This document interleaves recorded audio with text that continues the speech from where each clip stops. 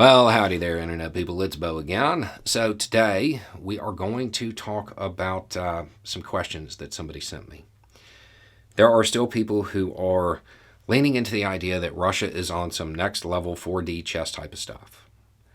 So, we're going to go through these questions, which are being presented as unanswerable, and we're going to answer them. These questions get presented, and then it leads people down this road where they start embracing wild ideas. And really, it's all centered on misunderstanding one simple thing. So we're just going to kind of run through it and hope that we can kind of put this part behind us. The real issue here for a lot of people is perceived capability versus actual capability. A lot of people, Western analysts included, have equated Russia with the Soviet Union and therefore Warsaw Pact for a long time. Russia has a GDP of $1.5 trillion. They are not an economic superpower. They cannot afford the military the Soviet Union had. It's that simple. That's where people need to start. Because of the perceived capability being high and the actual capability being pretty low, it makes it even more dramatic. So people have to seek out an explanation for why they believed Russia was so strong, rather than just kind of acknowledging that the estimates were wrong, like they had to do when it came to Ukraine. The estimates about Ukraine were that they were going to fold in a week. Most, not all, most Western analysts believed Ukraine didn't have a shot. They misread their intent. Thought they were going to roll over. And that's the part you have to understand. Russia did the same thing. Russia believed, because of previous experience with Ukraine, in recent memory, they believed Ukraine was just going to give up pretty easily, that they were going to be able to occupy pretty easily. So that's what they planned for. And because they thought it was going to be easy, they divided stuff up in a very PR fashion. So each group within the Russian military got its time to shine, so they would get good PR videos or whatever. That's what happened. And keep in mind, the operational template that was used in Ukraine, exactly what they did. You can go back and watch Let's Talk About the Futures of Ukraine, and I outline exactly what they did before they ever crossed the border.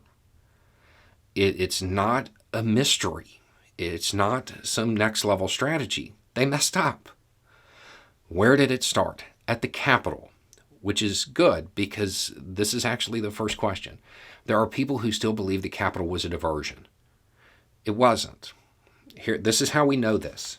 They deployed the VDV, their paratroopers, crack troops, top tier troops. You don't waste troops like that on a diversion where you know most of them aren't coming back. They tried to take the capital from the air.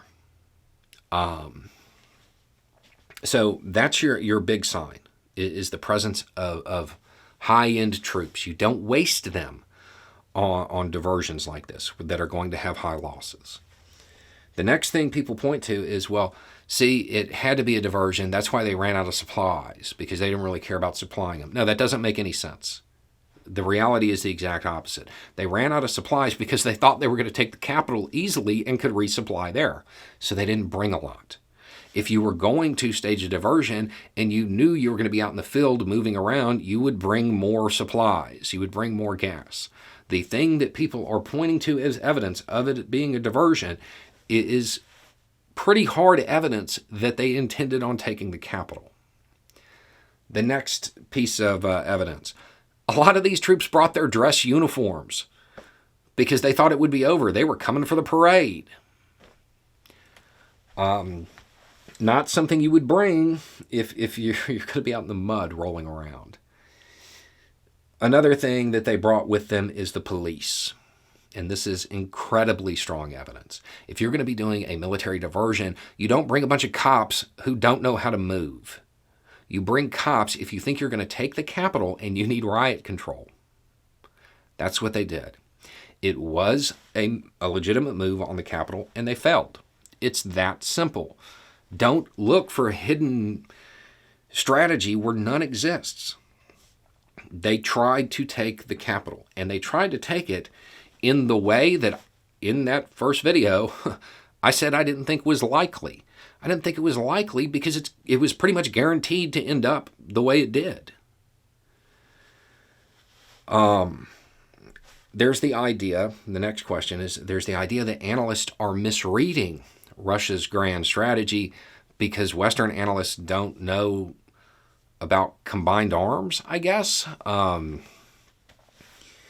Because most Westerners who are looking at this, they see it as hugely different because this is on the plains of Europe and all of that.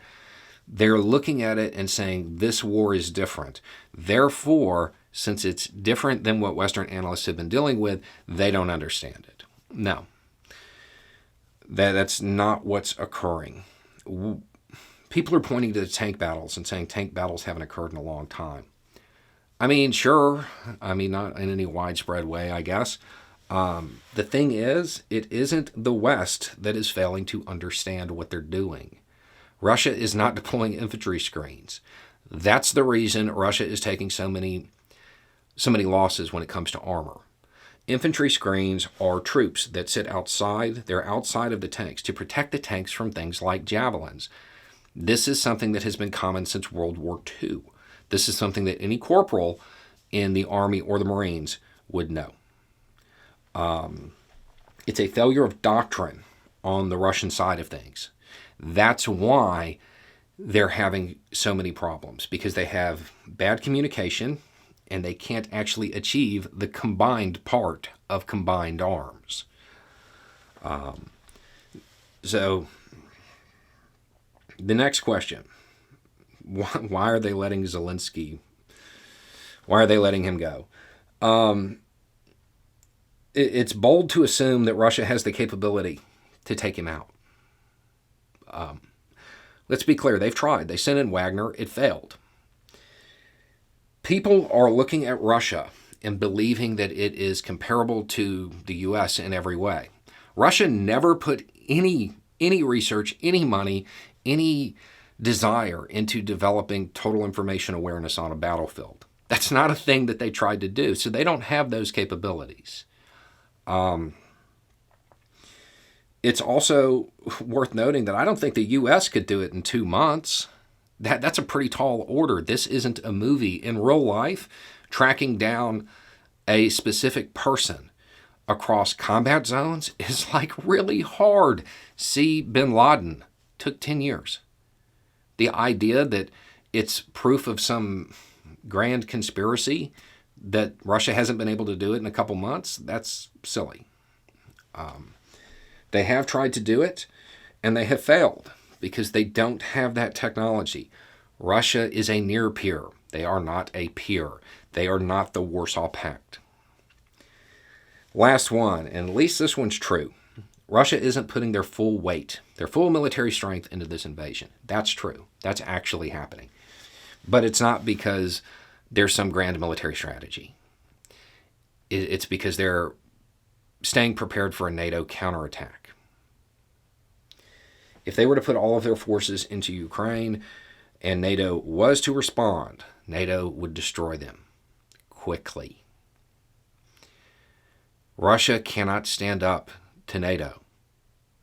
The only thing that makes them a near peer at this point is their strategic arsenal, their nuclear arsenal. That's it. In a conventional fight, Russia versus NATO, Russia doesn't stand a chance. It's incredibly lopsided. Aside from that, NATO isn't Russia's only concern. They have taken bits of countries along their borders for decades and decades and decades. Japan, a country you wouldn't really think of having a beef with Russia, there's islands that are contested. If Russia starts to waver, if they don't have the troops to defend those islands, if Japan decides to take them, Japan might decide to take them. That's why those troops are being held in reserve. It's not a sign of some grand strategy for Ukraine. I think Possibly the strongest evidence that Russia miscalculated is them calling up the reservists, troops that won't be ready for months. Your diversion around the capital, it would have to be diverting from something that mattered, right? They have months before the troops show up, before they can actually really restart operations on any significant level. What Russia's going to try to do next, more than likely, is move at a slow and deliberate pace and take as much of the country as they can or they want. That's where they're at next. They're going to move out of the east and try to move slowly. Now they're actually using a strategy from World War II. This is why Ukraine is asking for different types of equipment from the West now. If the West gives it to them, Russia's probably going to be defeated again. The further they move from Russia, the further those troops get out, the more those logistical issues are going to show, and the more they'll fail, especially if Ukraine devotes any attention to disrupting those supplies. People were expecting the Warsaw Pact. They got Russia of today. That's what happened. There's no great mystery here. Never attribute to conspiracy what you can attribute to incompetence. None of this is really shocking. None of this is an unanswerable question. It's all pretty basic. Don't go down the conspiracy road with this at this point. There were people who were making this claim from the beginning. You know, the first week, we are weeks and weeks into this. You don't suffer the kind of losses Russia is suffering without shifting, without enacting your grand plan if you had one. The reality is they're just losing the war. That's the simple answer. And if NATO continues to provide the assistance that Ukraine needs, they will lose the war. In many ways, when you're talking about the actual goals of war, Russia lost in the first 72 hours. Because the war isn't always just about land. There's the geopolitical considerations. And after 72 hours, when they demonstrated that they weren't the modern military that many countries perceived them to be, they lost the war. There is no way, no matter what happens at this point, even if they were to take and hold the whole country, Russia does not walk out of this in a better position than when it started. There's no way for that to occur now. This was a huge error geopolitically. There were huge errors in the strategic and operational phases of this. And even at the tactical level, because they're using a lot of conscripts, they're failing there too. It isn't going well. The answer is that Russia messed up. Not that there's some super secret strategy that after all this time, they're just waiting for the right moment to enact. Don't look for